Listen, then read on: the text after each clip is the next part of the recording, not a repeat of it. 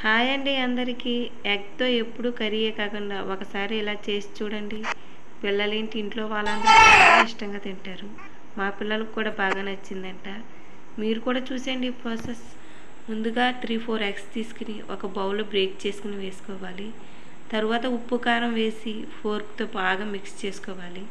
ఉప్పు కారం బాగా మిక్స్ అయిన తర్వాత మూత పెట్టి బాక్స్ పక్కన పెట్టి ఒక బౌల్లో వాటర్ వేసుకుని ఈ బాక్స్ను కూడా అందులో పెట్టి మూత పెట్టి గ్యాస్ పైన పెట్టుకోవాలి.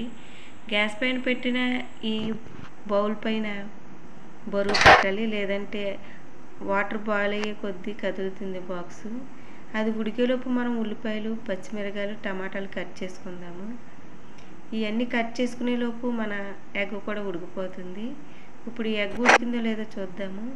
మూత తీసి చూస్తే జున్ను గడ్డలాక చక్కగా ఉడికిపోయింది. దీన్ని బయటికి తీసి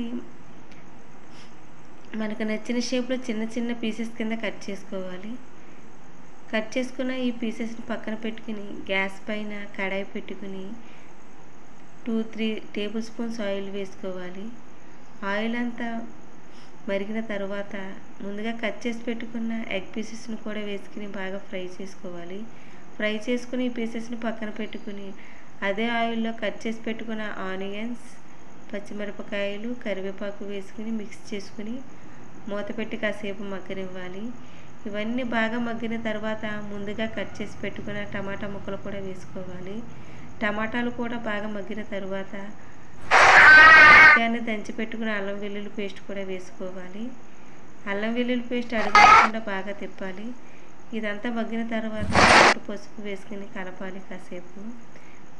ఇదంతా కూడా ఉడికిన తర్వాత ముందుగా పక్కన పెట్టుకుని ఎగ్ పీసెస్ కూడా వేసుకుని కారం వేసుకుని మూత పెట్టి కాసేపు మగ్గనిచ్చి వాటర్ వేసుకుని ఉడకనివ్వాలి. వాటర్ వేసి ఉడికిన తర్వాత ముందుగానే దంచి పెట్టుకున్న గరం మసాలా వేసుకోవాలి.